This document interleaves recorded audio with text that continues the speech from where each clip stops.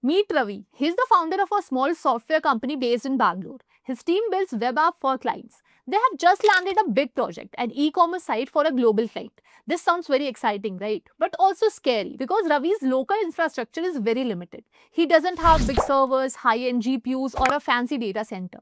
And building one would take lakhs of rupees, months of setup and constant maintenance. And still there would be risk against cyber attacks, natural disaster which can whip around losses for Ravi's company. So what can Ravi do? At this moment, he came to know about cloud computing. So what is this cloud computing?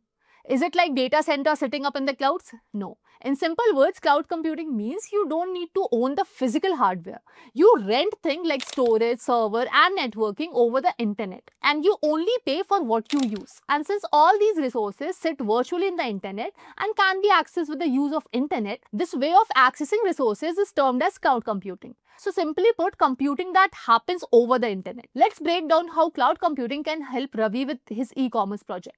We will compare what he would need to do for an on-premise setup versus what can he do on the cloud. In any software development project, even before Ravi's team write a single line of code for the mobile app, they need to set up a few essentials. For example, a server to run the backend, storage for user data, images and transaction, a secure way to connect components, a place to test features safely, tools for automatic deployment and daily backups for recovery, and the ability to handle sudden spikes in the user. So let's take these attributes one by one and see how cloud computing makes Ravi's job 10 times easier than going with physical on-premise infrastructure. So first up is storage. This is where all app data lives. Ravi's app lets user upload profile picture, store order history, save payment records, maintain session data. So if all this has to be stored on-premise, he would need to buy and configure physical servers, attach hard drives, set up cooling system and run backup routines, all while praying the business doesn't have a power outage. With cloud computing, Ravi just configures cloud storage units such as AWS S3 and that's it. It's encrypted, backed up and instantly available. Next up is compute power, the brain behind the app. So whenever a user logs in, updates their card or stream a product video, Ravi's backend has to process those actions fast. If it has to be on-premise, Ravi would have to buy physical server, install operating system, keep them on 24/7 and upgrade them whenever traffic increases, meaning he will have to buy more hardware. On the contrary, with cloud computing, Ravi spins up virtual servers on demand using AWS EC2. He pays only what he uses and when the traffic dips, he shuts them with zero waste. Third on the list is networking. Ravi's apps front-end need to securely talk to the backend using APIs. So if Ravi were to implement network security on on-premise setup, he would have to manually set up routers, install firewalls, open only required ports and hire someone to monitor the threats. On the cloud, he just have to configure a VPC, a secure isolated network where only specific services can communicate with each other.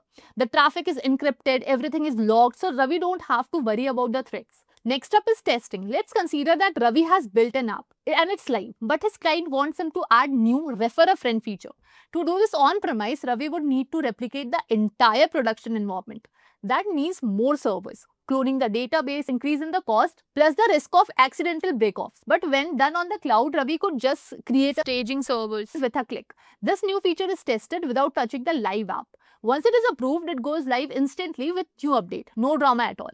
Fifth point is DevOps and automation. So let's consider that Ravi's development team commit code every single day. For the on-premise setup, every change would mean someone like specialized DevOps engineer sitting there and doing manually builds, test, bash scripting and deploying the app, which is very slow and then again error prone. But when relying on the cloud, Ravi simply integrates GitHub plus AWS code pipeline. Now every code push is auto-tested, auto-deployed, monitored in real time. His team focuses on coding, not babysitting the servers. Sixth point is scalability. One day this e-commerce app goes viral. Suddenly 5,000 users becomes 1 lakh. If this happens in on-prem, there is possibility that Ravi's fifth server might choke, leading to app breakdown and client's disappointment.